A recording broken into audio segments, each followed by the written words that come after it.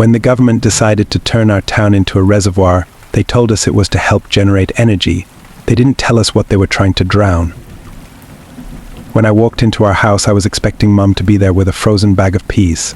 She knew the drill. It wasn't my first fight at Round Valley Middle School, but I knew it would be my last. By Monday, every locker, classroom, and lost pair of sweatpants would be under 200 feet of water. But Mum wasn't there. The house was quiet. "Mom," I said. It was 1 p.m., 3 hours earlier than I normally got home.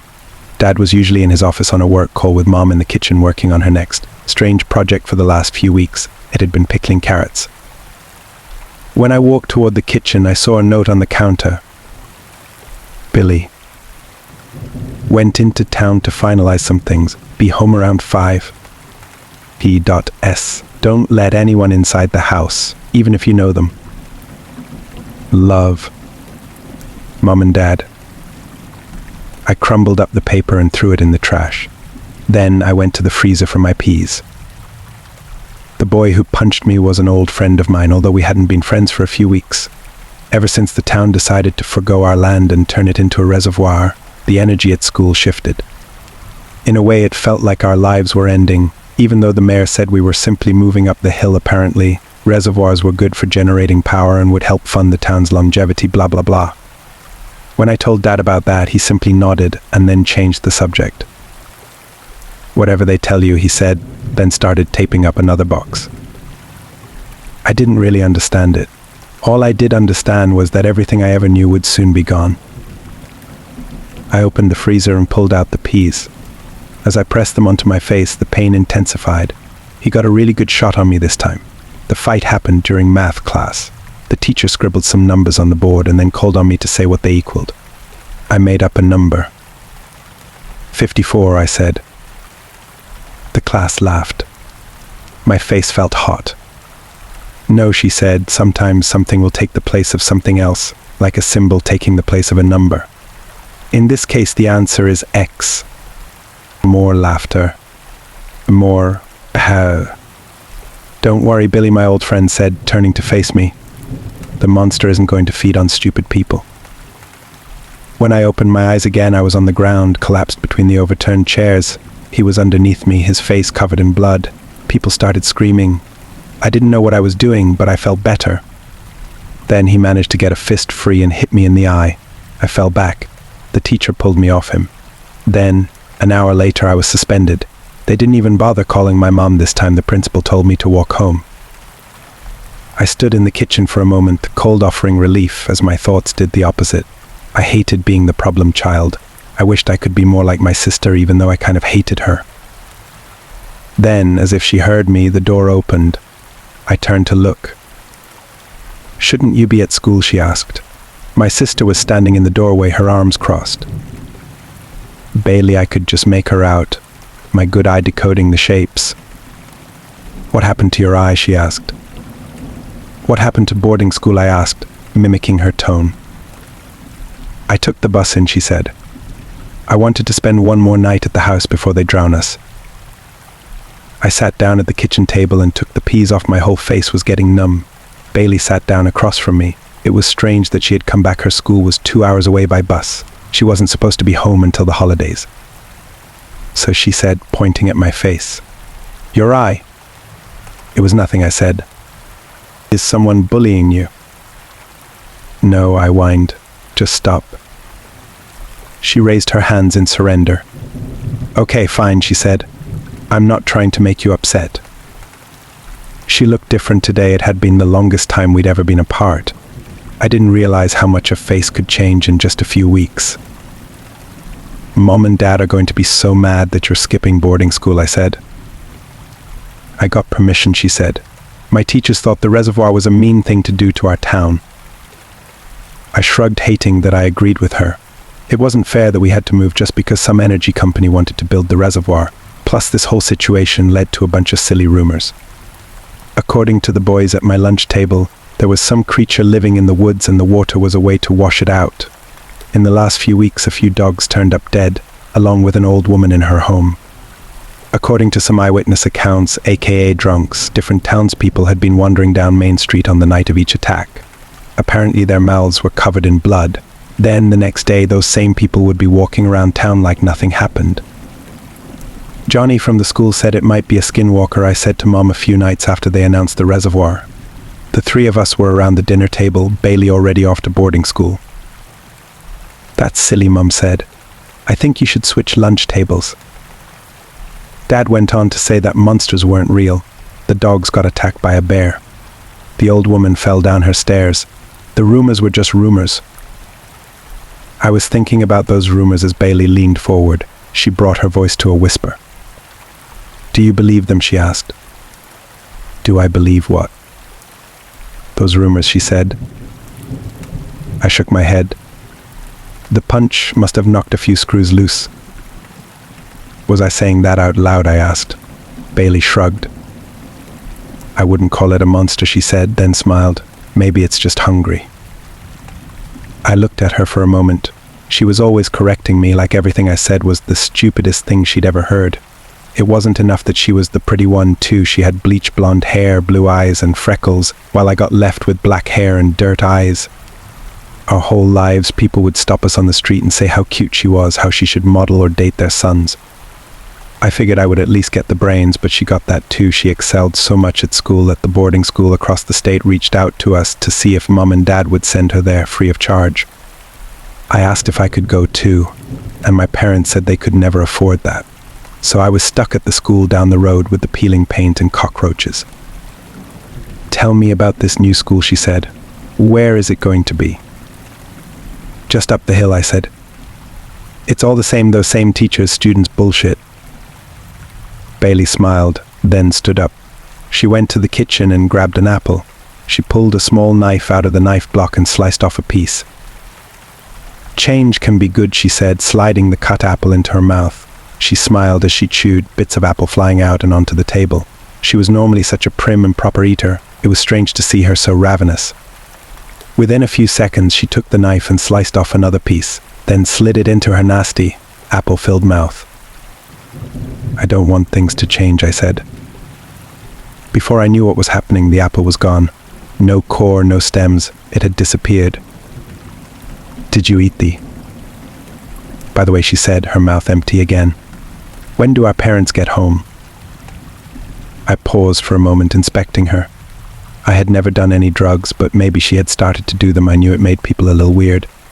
And she was definitely being a little weird, if not a lot weird. Soon, I said. They'll be home soon.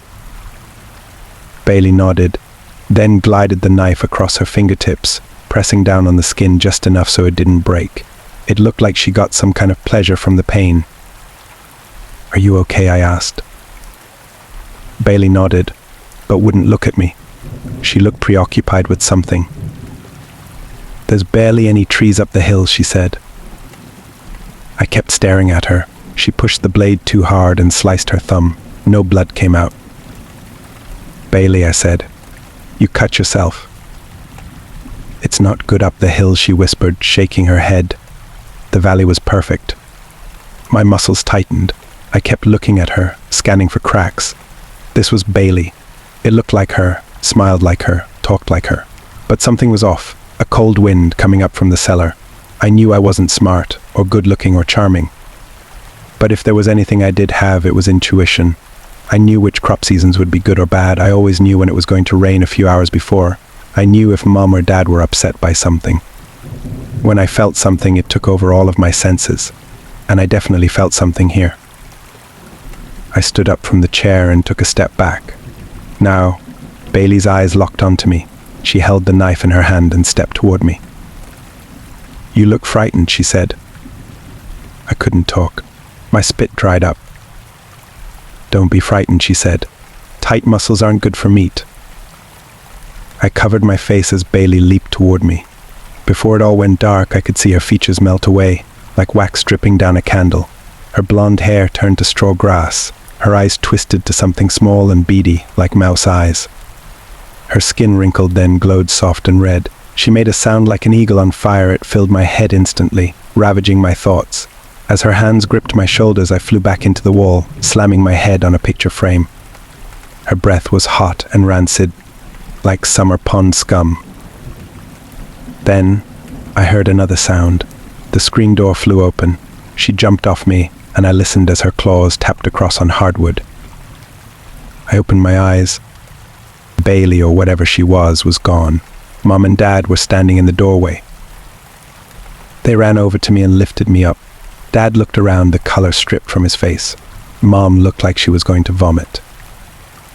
"Was it here?" Dad asked. I still couldn't speak. "We don't need to finish packing," Mom said. "Let's just go. We can buy new things." "Ba Bailey," I finally said. "We'll call her at the hotel," Dad said. Then lifted me to my feet and pushed me out the door. A moment later, we were in the car. I kept looking out the window, waiting to see her again. Then in the distance, I noticed something. In the cornfield next to our house, a few rows of crops were flattened, the stalks around them shaking. The hotel was full of people from the town, like some kind of refugee camp. I even saw my old friend who I punched. When we locked eyes, we nodded to one another, like the whole encounter had created some kind of respect between us.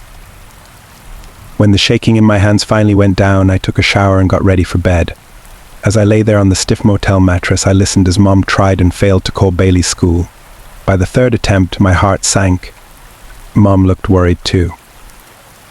Then, miraculously, I heard her voice. "Sorry, I heard through the phone. I was at the library. Big exam coming up." Mom continued on with the conversation, her worry melting away. Meanwhile, Dad came over and sat on the bed next to me. He put his hand on my knee and looked at me. "You okay?" he asked. I nodded, then shook my head. "Sure," I said, "maybe. I don't know." "Maybe is good," he said. As Mom went on asking her standard check-in questions, I could hear Dad's breathing pick up. He was normally a rock now. He looked like a scared child. I looked up at him. "What was that thing?" I whispered. Dad looked at me, then shook his head. "Just get some rest," he said. "The waters will be here soon."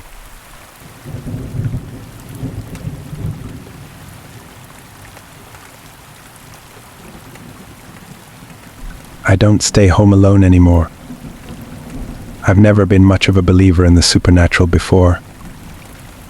I don't have nerves of steel. Sudden loud noises make me flinch just as much as the average person, and I won't lie and say there aren't nights where I sleep in my parents' room and leave the nightlight on after a particularly disturbing horror film. But I've never actively bought any outlandish stories people tell me about ghosts or demons, nor am I an overtly religious person that goes to Mass every Sunday. But unlike me, my family has always been superstitious. Maybe it's because when I was younger, our whole extended family lived with my maternal grandmother, who had migrated from the province to the big city and carried all their weird beliefs with her to teach to her children. We were, and still are, a pretty tight-knit family, and we adored, respected, and followed our elders to a T. There's a lot to be critiqued about that, I know, but that's just how the way things are in our culture, and sure, there will always be some things that would cause tension because of the generational gap and progressive ideals, but isn't that true for every family? Okay, I'm straying away from the point. All I'm saying is my family, and I mean almost every single member, is superstitious because of that. It always felt a little silly hearing stuff around the house like, "Did you stop by somewhere else before going home?" After someone comes home from a wake or so, a man is going to visit you when someone knocks a fork off the table during dinner. But it made them feel at ease, and honestly, most of them weren't even that big of an inconvenience, so I did them anyway. After this incident, I feel as if that skepticism was hurled out the window. To set the scene, my family moved out of my grandmother's house a few years ago and now lives in a one-floor, two-bedroom apartment in my father's childhood neighborhood. We're not exactly well off, so the only unit we could afford had our living room, kitchen, and dining room table pretty much combined into one space. The hybrid room connects to a hallway that diverts off to the two cramped bedrooms, one that my two little brothers and I share, and one that my parents share, and leads to the tiny bathroom right at the back of the house.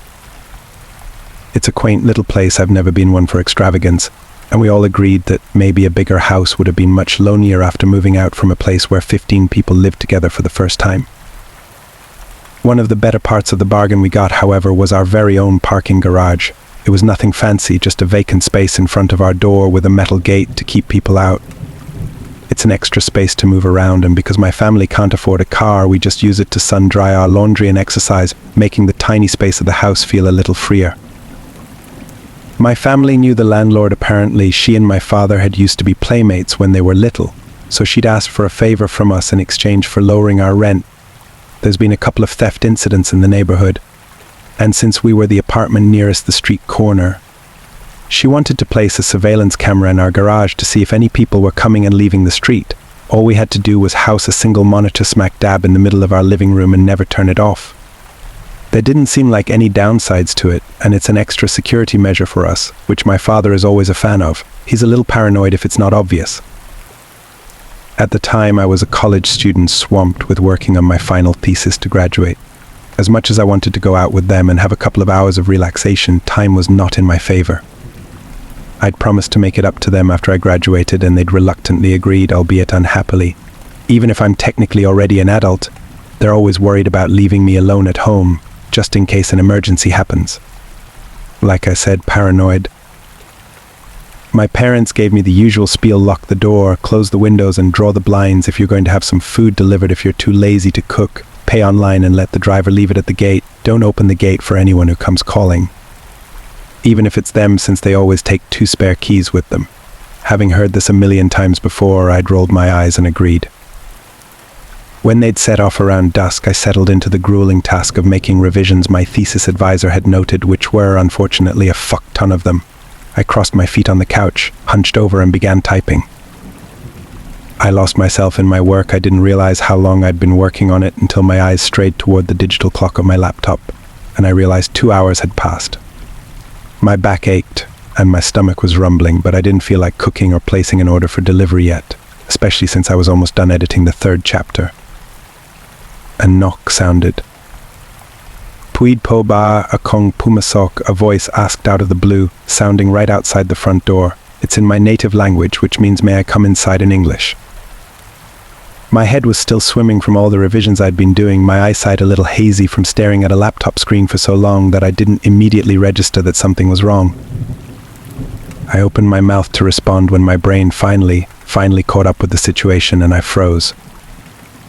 Hello po, puid po ba kong pumasok, they said again with another couple of knocks. The voice was a young woman's, soft and sweet, asking politely if she could come into the house. It sounded so amicable and kind, and that's probably why I didn't notice the puzzle pieces adding up. My eyes flew to the surveillance footage blaring on the monitor. My blood chilled. Our gate was still closed, still wrapped with a metal chain and sealed with a fancy steel lock my dad made a point to buy, despite our limited budget, saying its security was worth the price tag. And the place where the voice was coming from was empty. No one, at least not anyone the camera could see, was standing outside our door. The knocking grew louder. Puid po ba akong pumasok. Dimly I recalled that one little quirk my grandmother always had right before she entered a room. Especially a house, she would knock on wood and go tau po before she said anything else. The phrase translates roughly in English as I'm a human. I've always thought of it as stupid. Even as a child, I always reasoned that obviously you're a human, so there's no need to announce it. But people, every single time they visited, would for some reason say that exact phrase with a questioning look on their faces before they entered a building. When I asked about it, my grandmother had plopped me in her lap and explained that way back in the old days, before there were all these devices to keep people safe and secure, all our ancient ancestors had been doors to keep them safe from predators. The barrier would keep them safe from anything that wasn't human, like wild animals, but sometimes they would still hear knocking and scratching from the outside. And they could never be too sure if it was because a neighbor had come knocking or if it was a feral animal making it and attack them if it was ever opened. The greeting became a reassurance. My grandmother had said that whoever was outside would not harm them. Puid po ba akong pumasok, the voice said again, in that high, sickly sweet tone that made me tremble. I didn't realize how often people used that greeting until it was suspiciously, glaringly missing. It felt absolutely wrong. My stomach sunk to my feet. The knocks that came after that were loud, harsh, and demanding. Puid po ba akong pumasok. The voice became harder. The words were still polite, but I could hear it was getting agitated, angrier, and there was still no one standing outside the front door. Cold sweat ran down my back. I was shaking, and I could feel the sting of tears making their way out of my eyes. My chest was tight, and my throat was closing, but I clamped my hand on the top of my mouth and forced myself not to make a sound. I curled into a ball on the couch, eyes peeled on that fucking footage. From the corner of my eye, I think I see shadows of something moving from the shut curtains, but still nothing on that footage. I don't know what I was thinking at the time. Maybe if I didn't confirm that there was a person on the other side of the door inside the house, it would give up and leave. I don't know. I'm not sure why I thought that would work, but fear held me in place with a vise-like grip, and I just watched. Bang, bang, bang. The knocks weren't just knocks anymore. It sounded as though someone was pounding both their fists against the door. I could hear the wood rattle, the door fighting against the hinges. I could hear the metal creak, and my stomach churned violently, but I couldn't move. Couldn't make myself bolt to the bedroom or bathroom to hide. I felt as though any movement I made would make it angrier, even though, logically, it couldn't possibly see me. But logic had been thrown out the fucking window the moment the knocking started. Puid po ba, a kong pumasok, the voice screamed, a terrifying high-pitched screech that burned into my eardrums. I've never been a religious person, but in that moment I prayed that if God existed, please not let me die in my own fucking house before I even graduate college. I prayed that my parents would miraculously come home and save me. I prayed that they didn't, and that they wouldn't get hurt by the thing trying to force its way inside. I kept praying and praying and praying until I didn't know what the hell I was praying for. Then suddenly it stopped. I didn't move.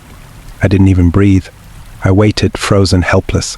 For a few glorious seconds I thought it was over. Bang, bang, bang. The door shuddered, and I could hear the wood of the door splinter.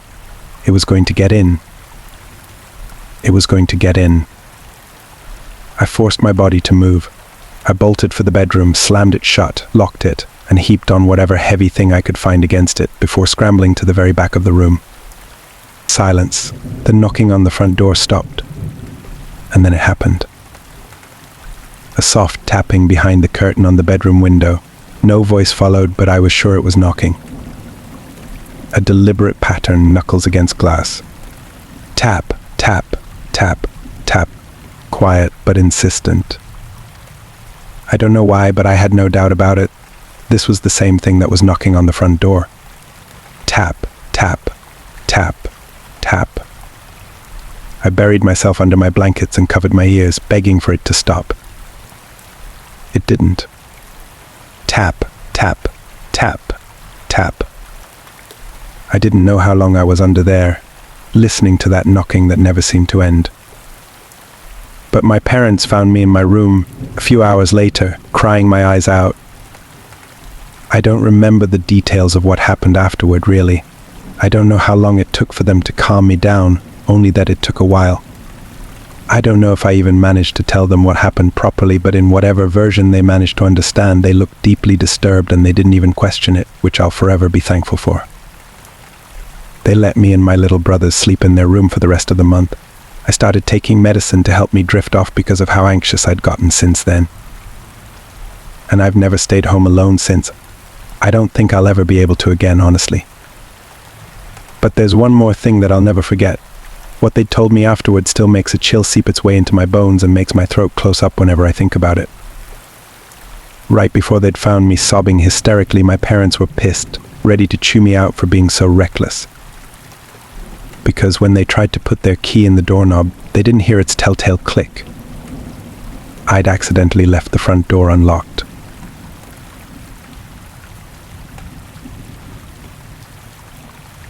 Police records from a town in Arkansas, the mascot man. Hello, I won't tell you my name, but I'm part of the Peppertown Police Department, or PPD for short. The town I live in has had many strange urban legends throughout the years. Some say it's nothing but superstition. Some insist these legends are true. No one really knows for sure. Well, no one except me. I was assigned last week to get rid of some old town records, which I now know was the PPD's attempt to bury specific events from the town's past. But I kept them and I read them, and now I'm sharing them here. I know all this is probably super illegal and could cost me my job, but some of the things I've found are just too interesting or disturbing to be burned or buried, and some of them I couldn't live with myself not sharing, since the ones who have had their lives ruined or taken would be forgotten. Are these accounts real? Fake? Either could be true, but I doubt the police department would document fake events. but I'm not here to give my opinion, I'm just here to tell you what happened. The mascot man. The town park has signs all around it telling people to not visit past 11 p.m. The public has been given no answer about why this rule was put in place, but the records I've found may give some context. May 14, 2013, 11:23 p.m. From the digging I've done on the subject, this was the first recorded sighting of the mascot man. A man named Gerald Richards was walking with some friends in the park and got separated from them when he had to urinate. I'd like to say piss, but I'll use that term to keep things professional. He began walking to find his friends and saw a figure not too far away. He walked closer and found it to be a person in a mascot dog costume with matted brown fur and large cartoony eyes. The man in the costume reportedly started to growl at Gerald, prompting him to back away. When Gerald was about 20 meters away from the person, it reportedly ducked down on all fours and began to chase him. Gerald ran aimlessly until he found his way out of the park, but in that time the mascot man was nowhere to be seen. He immediately called the PPD and reported the incident, but a search of the park turned up no trace of anyone by Gerald's description. One chilling detail of Gerald's story that I'd like to mention is a part of his description. When it bent down on all fours, I swear to God the guy's knees inverted, like bent backward so that his legs looked like the hind legs of a dog. I don't think a human's knees could do that. I mean, it's just not natural. He was cut off from here. September 15, 2015, 11:42 p.m. One evening, a man who had requested to be anonymous and his significant other were on a night walk through the park when the two came upon a horrific sight. A person later identified as Martha Gambaro, aged 25, was strewn off to the side of the pathway. They had been mauled beyond recognition, with their entire face having been shredded down to the bone. I've seen the autopsy and case photos, which I won't share here, for their extremely graphic content, and B, because I'd rest better knowing that fewer people have been exposed to these horrific images.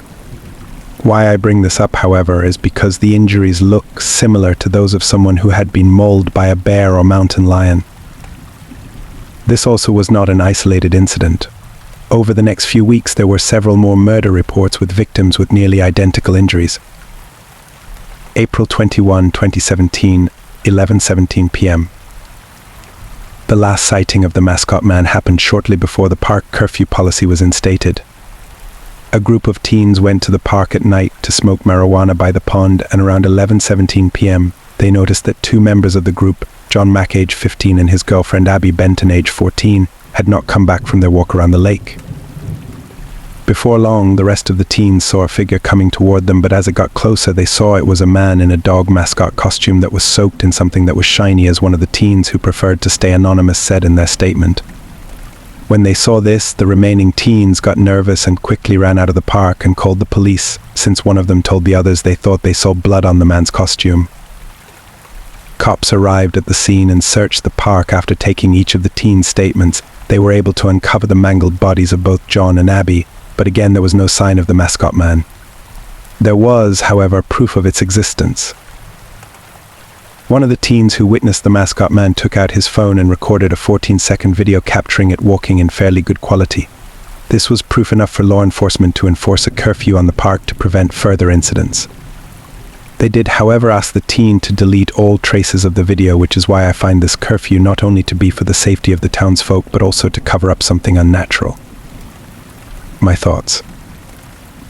I think that whatever is in that park is something inhuman for two reasons. One, Gerald Richards' account of the thing inverting its back legs when it crouched down. Now it was dark and he could have been seeing things, but what makes me believe this detail is my other reason. Two, the nature of the injuries. There have been some heinous actions committed by serial killers, but the wounds found on the bodies throughout these accounts seem more animalistic than human. Of course, that's just my opinion. You can choose to look at this phenomenon any way you want, but there's no denying one thing: something lurks in that park just past 11 p.m., and you'd best hope you never come across it. But anyway, enough of my rambling.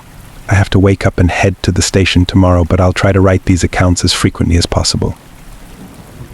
Until I post again, this is Officer Redacted with the PPPD, signing off for the night. Stay safe, everyone.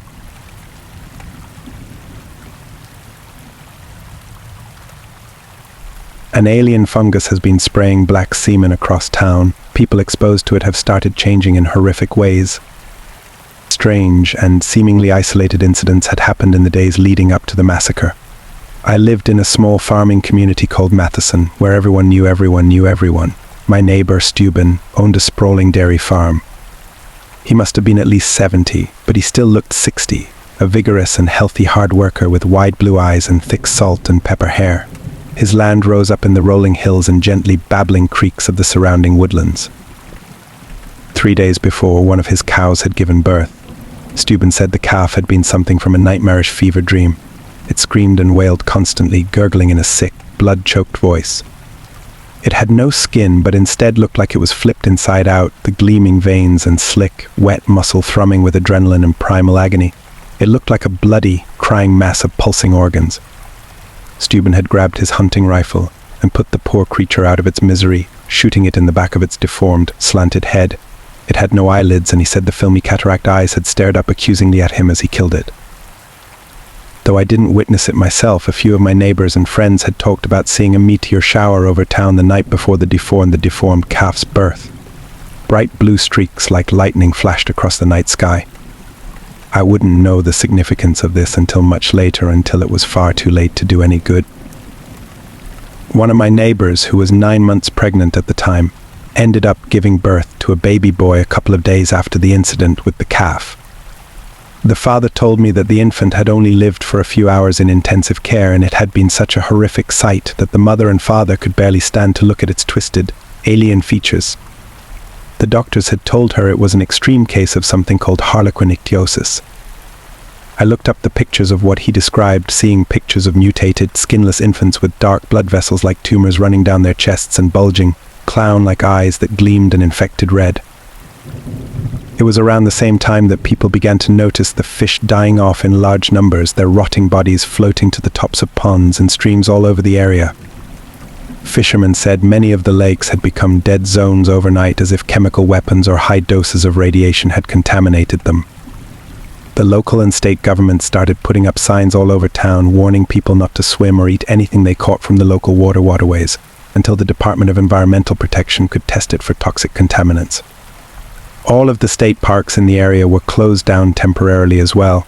My wife Sophie and I had joked about finding a cabin out in the woods to wait out the rapture. In hindsight, that was probably far closer to the truth than either of us could have ever imagined. I awoke early the next morning, seeing the first razor-sharp shards of a sunrise peeking through the window. It was Saturday and I had the weekend off from work. I looked over, seeing my wife still sleeping soundly on the other side of the bed. Purple light like fresh bruises streamed in from a cloudless blue sky. I didn't know why, but something felt wrong. It took me a few moments to realize what it was.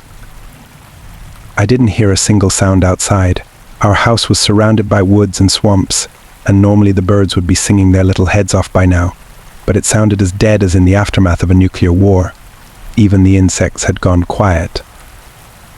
I crept out of bed, trying not to wake Sophie. I ended up getting dressed and making coffee and a bagel. Feeling restless, I decided to go out for a drive around the block. I hopped in my truck and slowly pulled out onto the empty street. After a few minutes, I drove past the local park. It had a brightly colored playground looming high in the air, though this early in the morning it stood empty.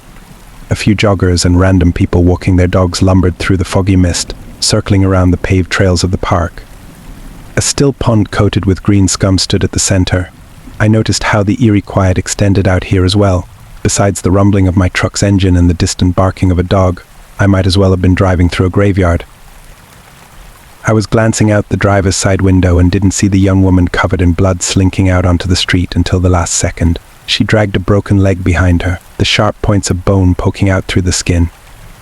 Her head turned to look at me moments before I collided with her. She was completely naked. But that wasn't the strange thing. There was something wrong with her face. Long, black tendrils like spidery legs jutted out of her mouth, her nose, and her ears.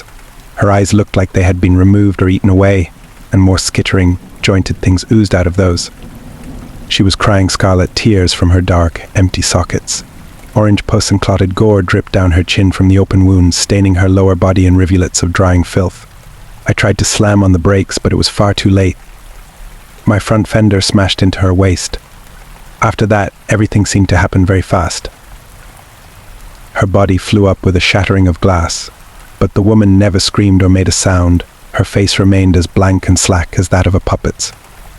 A spiderwebbing of cracks flew across the windshield as her body rolled over the truck, flying up over the top of it and crashing down on the road with a wet, bone-shattering sound.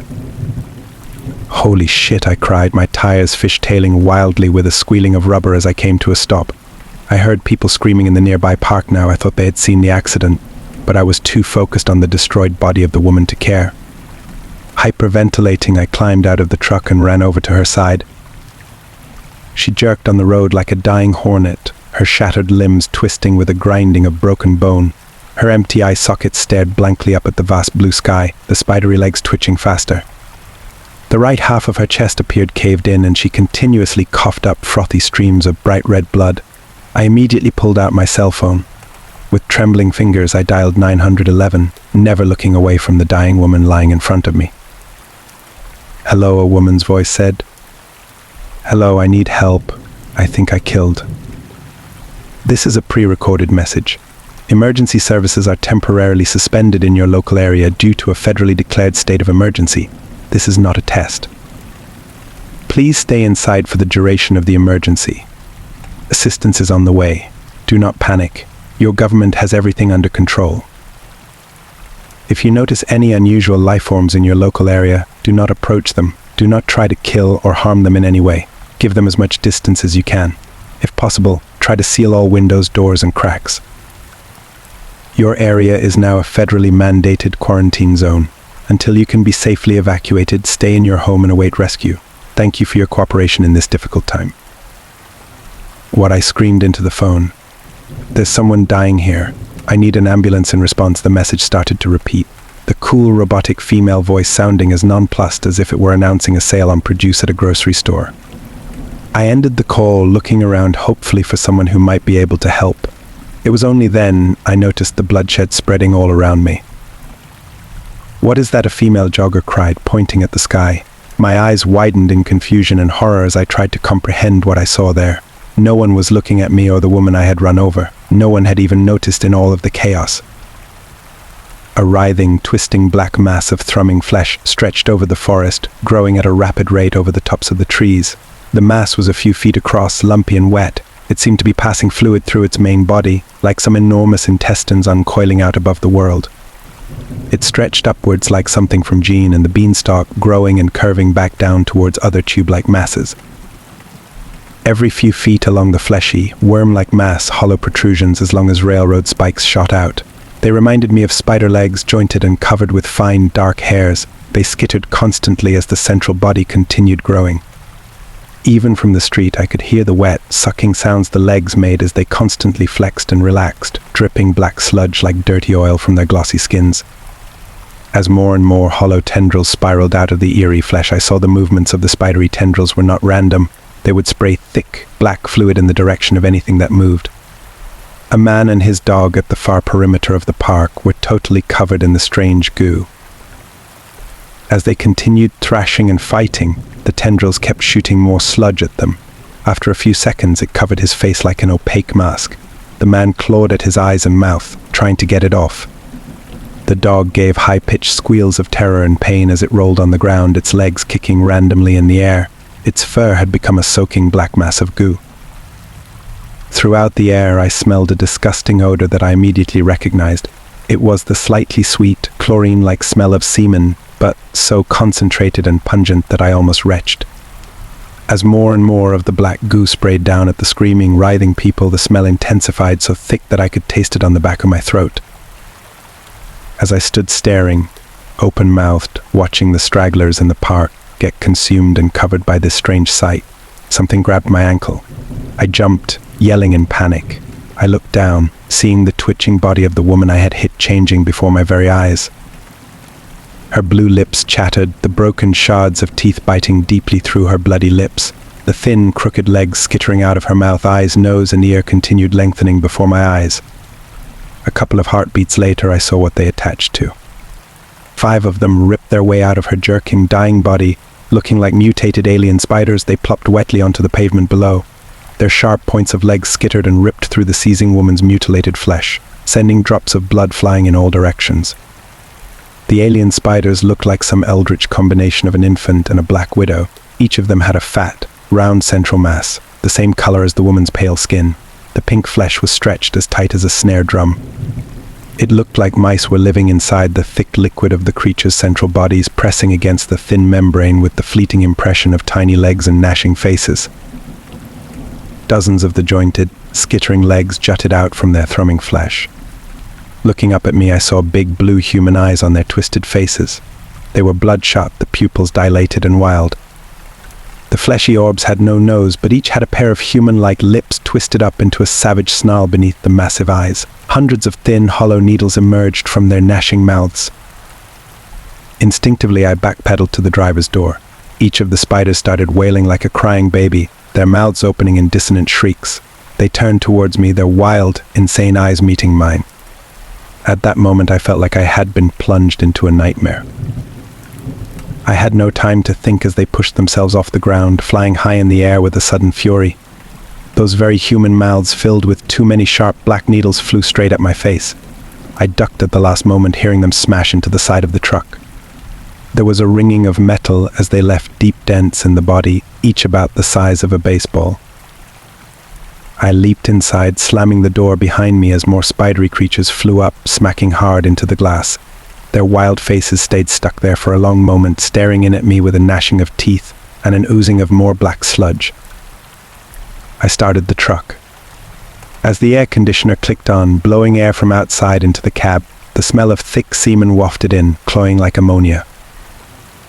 I pulled a U-turn, burning out in my rush to get back home and check on Sophie. I needed to get us out of this cursed town. As I passed by the park, I noticed that nothing moved now. The bright summer day started to go dark overhead. Looking up, I saw more and more black, worm-like masses growing over everything, partially blocking out the sun in their rapid growth. Like cancerous cells, the disparate life forms connected, their spidery legs skittering faster with renewed vigor. Hundreds more small spiders were crawling out of the park, but not all had human faces. One of them had a dog's eyes and black lips, its central mass furry and yellow like that of a golden retriever. Nothing moved on the streets now except the spiders and the black, worm-like masses stretching above our heads. I sped down the streets, seeing pale faces peeking out of windows. As my truck sped ahead, it continuously got sprayed with black sludge from above. It covered my windshield like some kind of hellish snow. Within a couple of minutes, it was nearly impossible to see anything. When I tried to use the windshield wipers to clean it off, it just smudged and bubbled. Cursing, I tried to see through a smaller and smaller portion of the glass until I was forced to stop, only a few hundred feet away from my home. The sludge continued raining down on me, covering every single window until I was submerged in blackness. I breathed hard in the sudden darkness, my heartbeat roaring in my ears. I had no idea what to do. I heard soft thuds land against the outer body, more mutated spiders throwing themselves at the only moving thing on this dead, apocalyptic street. I tried to inch forward slowly like a blind man trying to drive. I was moving in the right direction overall, but at any moment I knew I would hit something. Moving along at a few miles an hour, I heard the crunch a few seconds later. I must have hit one of the cars parked along the side of the street. I looked through the truck for anything possibly useful in this situation. I wished I at least had a gun, but I had nothing here except an old, rusted box cutter in the glove department. I didn't even have a mask or anything to put over my face. I refused to wear masks for any reason, though I might have made an exception for this situation. I found a plastic bag covered in dirty streaks of grime underneath the seat. Grabbing the box cutter and the plastic bag, I prepared myself to get out and run. I knew it was absolutely insane, but I had to get back home. I couldn't stay in this truck until I simply starved or dehydrated to death. If the US government was anywhere near as useful at fixing the situation as they were at anything else they tried to do, then I knew they would be no help.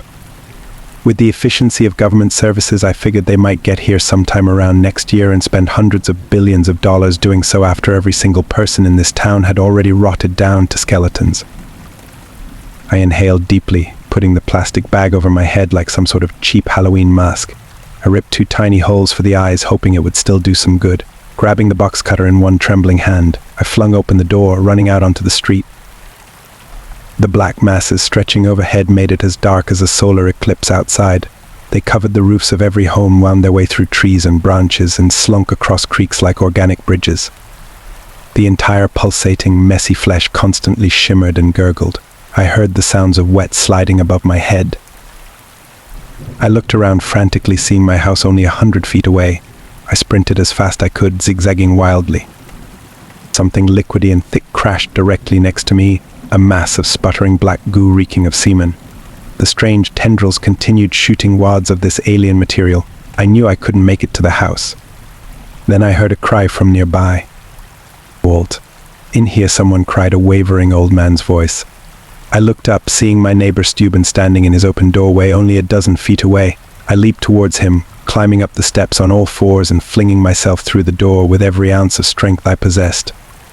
I heard more wet, thudding sounds as that strange alien goo continued covering the path behind me. I rolled through the door, falling forward and slamming my head into the wall. My vision turned black for a moment. I swam through the pain and confusion, hearing Steuben slam and lock the door behind me. I ripped the plastic bag off my head, breathing hard and covered in sweat. My heart pounded in my chest, frantic as a cornered, panicked animal. I looked down, seeing the box cutter still clutched tightly in my hand, my knuckles white with tension. I slipped it in my pocket. "Sophie," I cried, breathless. "I need to get to Sophie." Steuben came over slowly in his typical long-sleeve plaid shirt and blue jeans, looking down at me with his flat, blue eyes. "It's okay, Walt," he said calmingly. "Sophie's here." I looked up, surprised. "What?" Where I asked, confused. "Why is she here?" "When everything started, she said she got scared and saw you weren't home. She came here when the announcements began on the radio and TV. She's in the back room right now." He knelt down, extending a withered hand towards me. "Come on up. I'll bring you to her." My heart soared with waves of bliss. I scrabbled to my feet. "Thank you so much, Steuben," I cried in ecstasy, grateful that Sophie was alive and... "Okay." He put out a hand, pointing down the hallway. "She's in the room at the back," he said. "Go see her." I nodded happily, running forward. His slow, plodding footsteps followed behind me. The floorboards creaked ominously as I flung open the door. I saw Sophie there, naked and bound with strands of razor wire. Fresh streams of blood dribbled down her smooth, pale flesh. Her mouth was gagged, her eyes huge and wild. The back window was open, and I saw alien spiders slinking through. Some were a combination of human and spider, while others had dog, squirrel, cat, or raccoon features. Yet every single one gave the same ghastly aura of sickness, the smell of thick semen in the air. "Sophie," I cried as one of them skittered up on her face, its black needles dripping drops of mutating sludge onto her eyes and nose. She shook her head wildly from side to side, trying to clear it. Her panicked, muffled sobs filtered through the gag, ripping at my heart. I heard the cocking of a gun behind my head. I turned slowly, seeing Steuben standing there with an insane rictus grin splitting his old face, aiming a .45 pistol at my forehead. "Steuben? What the fuck?" I cried, my hand instinctively crawling nearer to my pocket with the box cutter. He smiled. "Get into the room with that stupid bitch," he said, "or I'll kill you both." "Why are you doing this?" I asked. "I never did anything to you," he shrugged. "It's part of my job with the cleaners," he said simply.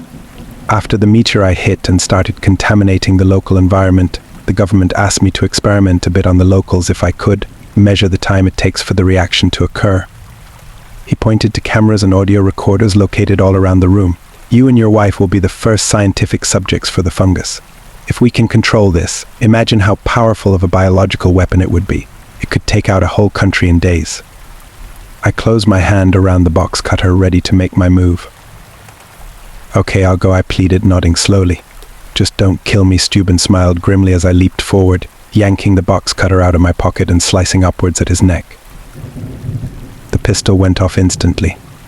I felt a burning pain in my left shoulder as the bullet exploded through the top of it, blood instantly soaking my shirt. With a battle cry of pain and anger, I forced the blade into the side of his neck with all my strength. It cut through his jugular vein easily, the skin separating a moment later.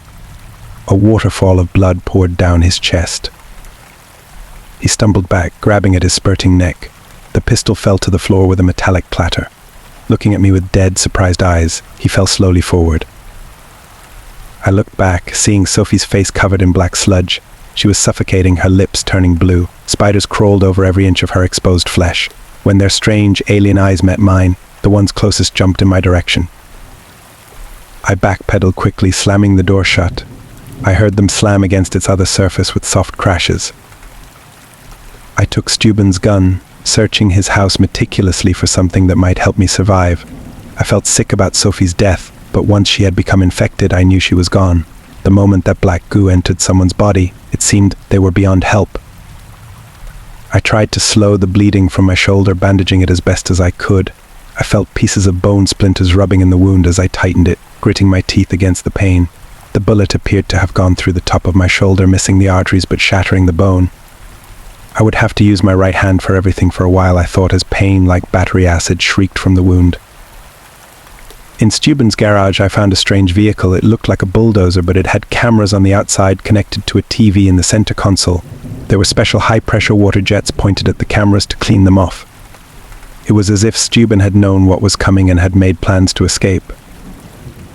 I looked at the plates, seeing they were government plates. They said the vehicle was federal property. Steuben's story started to seem more and more true. Had he actually been a member of some secret government agency experimenting on US citizens? I played around with the bulldozer for a few minutes, finding out how to operate it and keep the cameras running. It took significantly longer with only one hand and with the many injuries and bruises covering my body, but I forced myself to ignore the pain. Once I knew how it worked, I turned it on, sealing the exterior. Feeling a combination of bliss at escaping and sickening horror at Sophie's fate, I crashed through the door of Steuben's garage, ambling the bulldozer down his driveway. The windows were instantly covered in black goo, but through the aid of the cameras I could still see. Making my way slowly forward, I left that den of horrors behind, driving through the dead streets of Matheson towards freedom.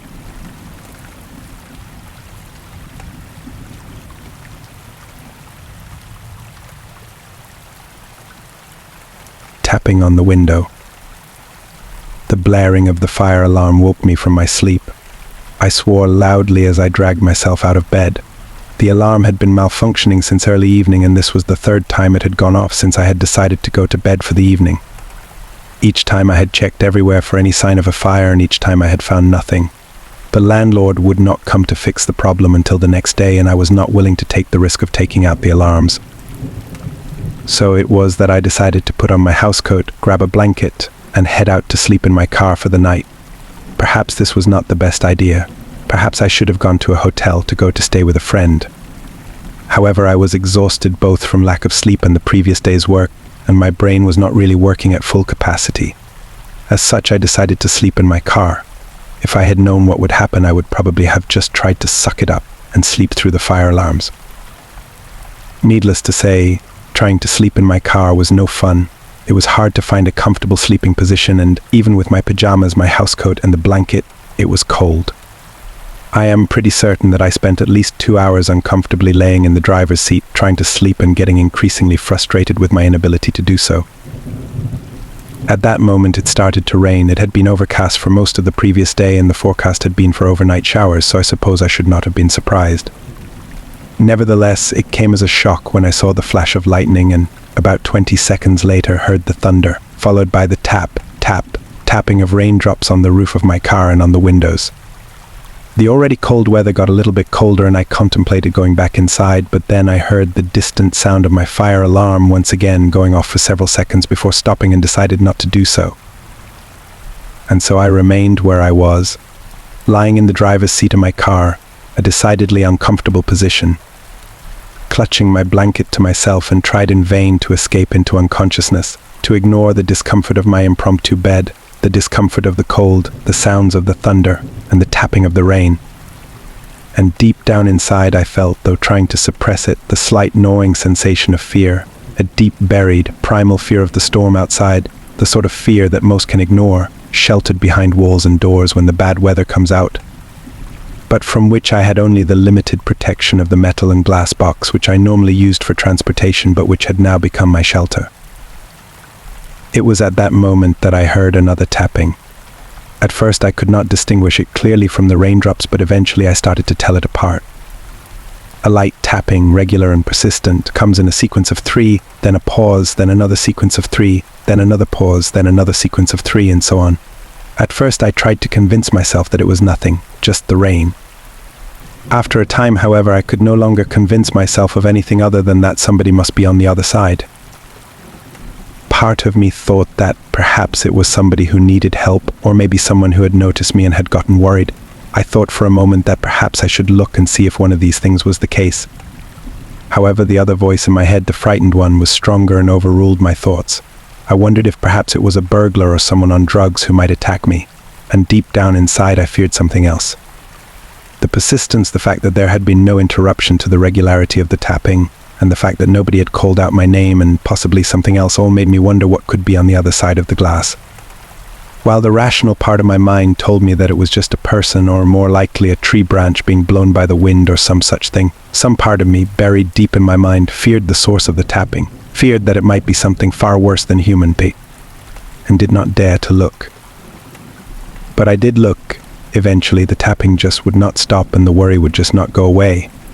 I do not know how long. It felt like hours, but it was probably not more than 30 minutes, all while the rain kept coming down. The tension kept building and building as the tapping would not let up, and I clutched my blanket to myself like a frightened child. In the end, it was simply too much, and I uncovered my face and stared through the driver's side window. What stared back at me was not human.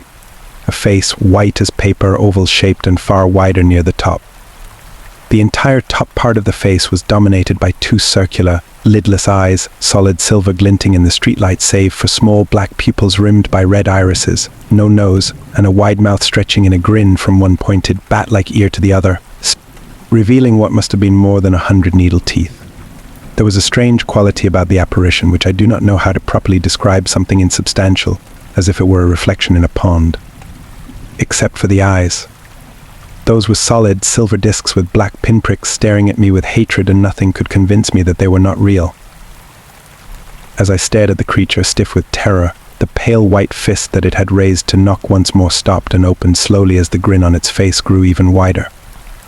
Moved by a sudden realization of how much this thing resembled a reflection, I turned suddenly to face the passenger side, fearing that it might be in the car.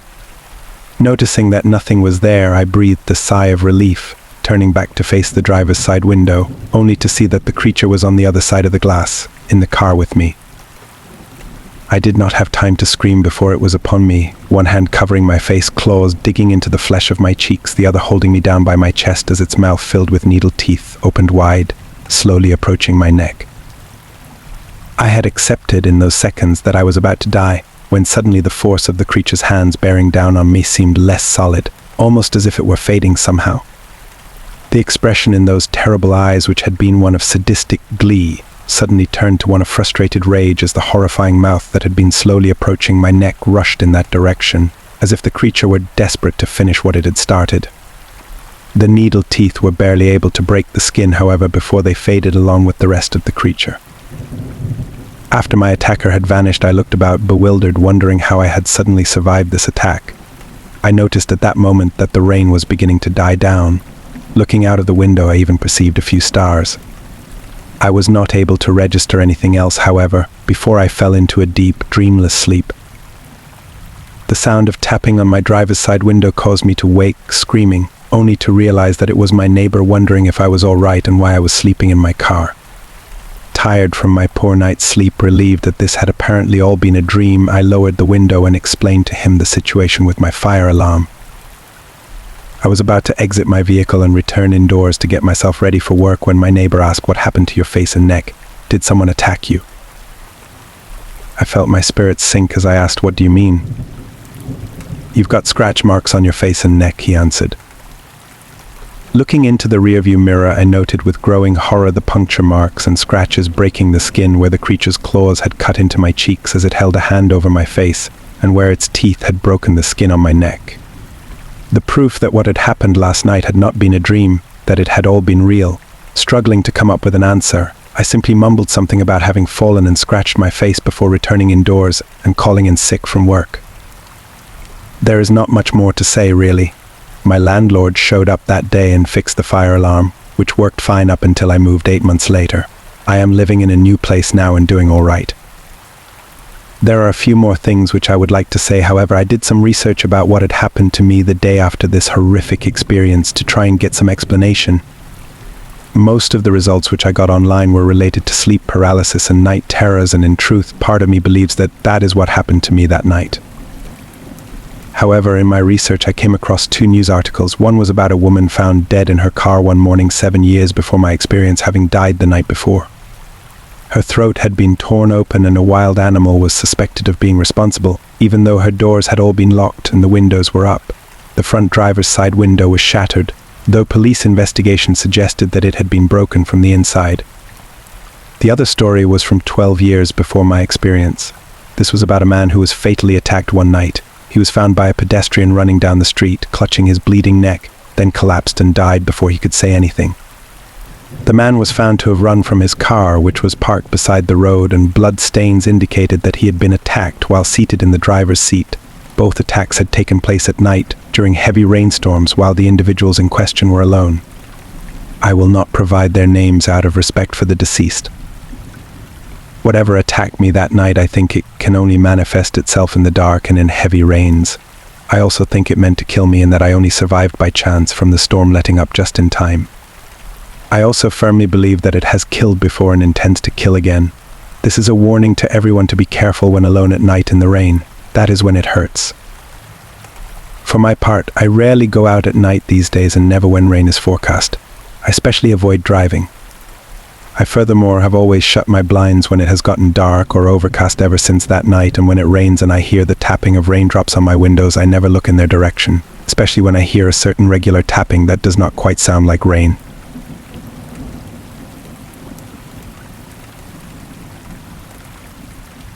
I am a cop, and I just went through something I can't explain. I was called out for a wellness check with my partner last month. The home was in the middle of an upper middle class neighborhood. Everything was in full bloom. Trees lined the still street and the sidewalks buckled and erupted in several places from tree roots pushing them upwards. Vibrant lawns everywhere. The only thing aged and weathered in the entire neighborhood was the painted address numbers on the curbs next to each driveway. Lots of money on that side of town. The house was an old craftsman 2 stories. Most of the houses were. All the window shades were pulled, and the car that was in the driveway had spiderwebs along the wheels and a thick layer of dust over the windshield.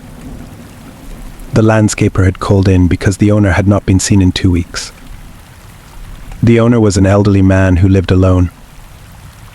After knocking on the door several times, we walked around the house. The landscaper had only been charged with maintaining the front of the house. The backyard was nothing like the front. The lawn was completely overgrown. The flower beds were full of brilliant colors of flowers. Weeds had started to infest all of the flower beds and were beginning to take over. Several trees were in the yard, shading over half of it. Lots of flies and other insects were buzzing in and out of the shadows. They were so loud. Right in the middle of the lawn, there was a blue tarp that was staked down on all 4 corners. A muddy shovel lay next to the tarp. My partner walked over, pulled up one of the stakes, and peeled part of the tarp back. Over a dozen spots of fresh dirt, a small hole, and several areas of newly seeded grass were underneath. He jumped backward and started swatting at his pants legs as he ran over to the patio. He said he felt them crawling all over his legs. He started stamping his feet. I watched the tiny bugs fall off of his legs onto the hot concrete, and then skitter and jump as quickly as they could back into the shelter of the thick, shady lawn. We knocked on the back door and found that it was open. As we walked inside, my partner kept swatting at his legs as I yelled out that we were police just doing a wellness check. All the lights were off. The kitchen and the laundry room were perfectly clean and organized, with the exception of a thin layer of white dust with thousands of tiny black specks on every surface. The dust had a faint chemical odor. We realized that it was all over the floor as well. The thousands and thousands of black specks amongst the white dust were tiny dead bugs. They looked like mosquitoes without wings, just like the ones that were on my partner in the backyard. We turned on every light as we walked through the home. The white powder was spread over every floor, although we couldn't see any of the bugs if they were present due to the nap of the carpet. We continued through the home until we found the old man in the bathroom. There were a variety of smells inside that turned our stomachs, and we were fighting back the urge to vomit. When we turned on the lights, we saw the old man naked on the toilet. His head hung down and he wasn't moving. There were several bottles of iodine in the wastebasket, and a dried-out sponge was in the sink that was covered in it. The old man had smeared it over the entirety of his body, and it had stained the porcelain bowl underneath him.